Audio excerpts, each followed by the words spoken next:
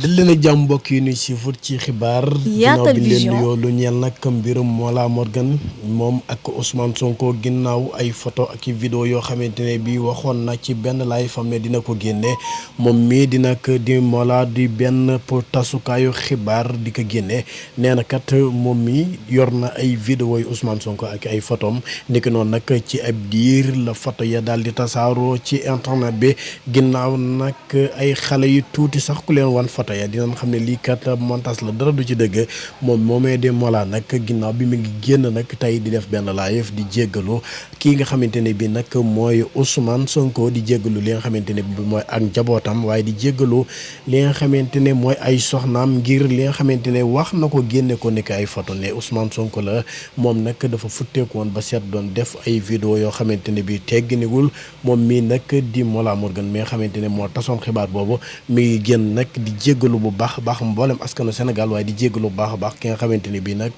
moo di Ousmane Sonko ak njabootam ak mboolem patriote yi nga xamante ne bii jàpp na ne tooñ googu noonu laal na seeni xol ngir kat li nga xamee ne moom la publier di ay photo yoo xamante ne ak i vidéo yoo xamante ne ñëpp xam nañ ne lii dara laaliwu ci ak li nga xamante ne bii moo di Ousmane Sonko.